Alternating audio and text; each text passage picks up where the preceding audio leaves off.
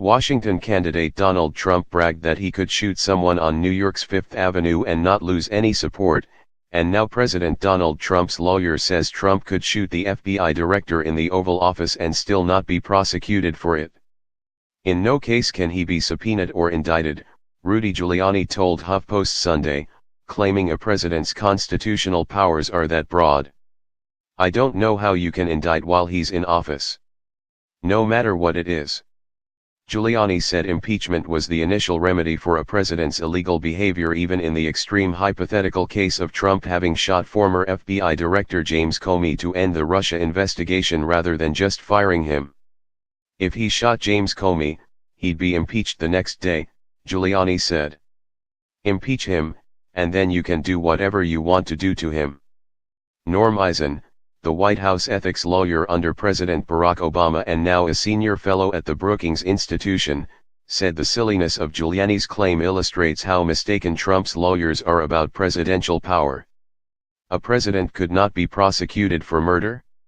Really? He said. It is one of many absurd positions that follow from their argument. It is self-evidently wrong. Eisen and other legal scholars have concluded that the Constitution offers no blanket protection for a president from criminal prosecution.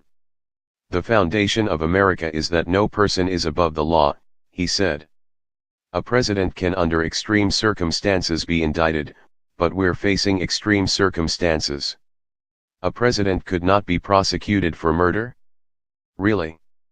It is one of many absurd positions that follow from their argument.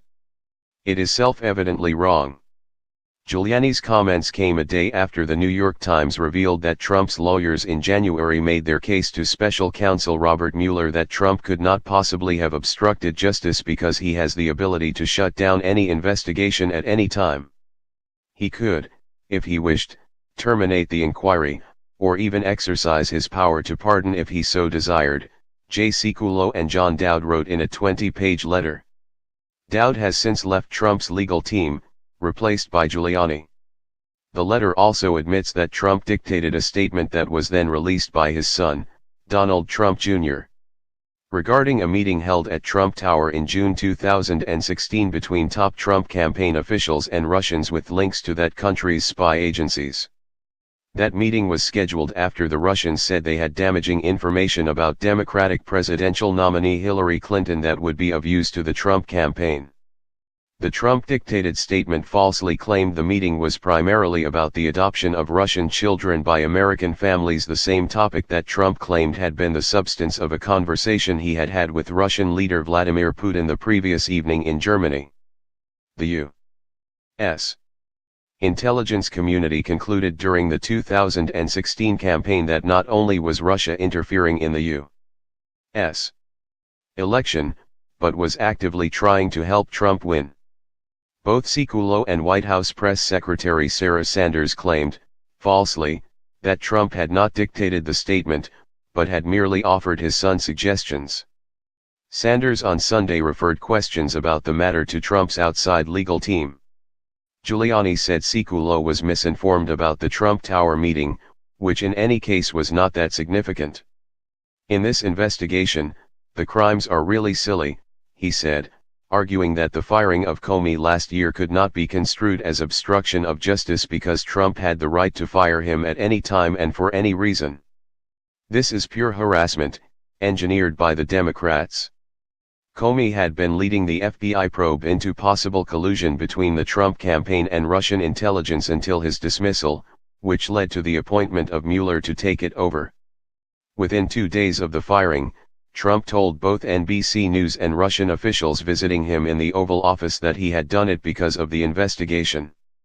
Eisen said Giuliani's assertion, taken to its logical conclusion, would mean that a mob boss under investigation by the FBI could give Trump a bribe to fire the FBI director.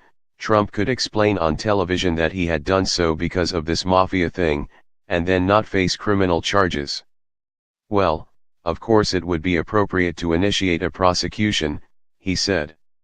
I think the legally correct answer is, as usual, the opposite of Giuliani's answer.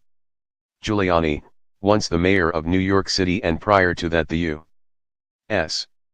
attorney there, took charge of Trump's outside legal team in April, saying then that he planned to wrap the whole thing up within a few weeks.